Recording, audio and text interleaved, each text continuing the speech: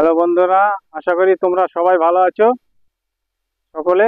তা আজকে আমি শিল নার্সারি থেকে বলছি, নতুন একটি তোমাদের ভিডিও দেখাবো মালটা লেবু।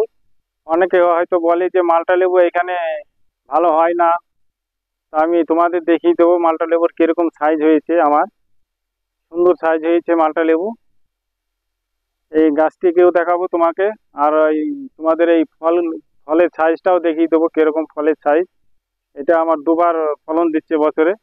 আমার নিজেরই বাগান, এটা দুবারই ফলনের। আর তোমাদের সবই দেখিয়ে দেবো। আর ভিডিওটা দেখে লাইক শেয়ার করতে ভুলবেন না। আর নতুন নতুন ভিডিও তোমাদের চলে যাবে মোবাইলে।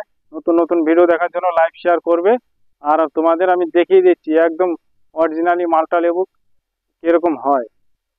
এই দেখো কিরকম অরিজিনালি মালটা লেবুর সাইজ দেখো, কত সুন্দর সাইজ হয়েছে আমার লেবু গাছটি।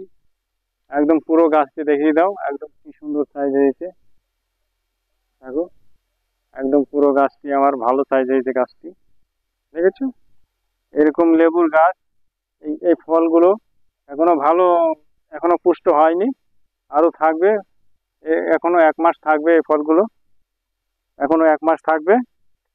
এই এই ফলের একটা ভিডিও তোমাদের আমি দেখাবো পরবর্তীতে, ফলগুলো কিরকম সুস্বাদু খেতে। আজকে তোমাদের আমি গাছটি দেখিয়ে দিলাম, ফলগুলো দেখিয়ে দিলাম। তাহলে বন্ধুরা দেখতে পারলে মালটা লেবু 12 মাসি। এই মালটা লেবু তোমরা যদি কেউ চারা নিতে চাও, শিল নার্সারিতে যোগাযোগ করবে, আমার স্ক্রিনের নাম্বারে দেওয়া থাকবে। এই নাম্বারে ফোন করলে যোগাযোগ করবে, চারা পেয়ে যাবে। তাহলে বন্ধুরা আমি ভিডিওটা বেশি বড় করব না, তোমাদের দেখালাম মালটা লেবুর কিরকম সাইজ, কিরকম চারা, কিরকম গাছে ফল দিয়েছে। আরো অনেক ফল দিয়েছিল, কিছু খরাতে ঝরে গিয়েছে। তাহলে বন্ধুরা আমি ভিডিও বড় করব না, ভিডিওটা ছোট এর মধ্যেই রাখবো।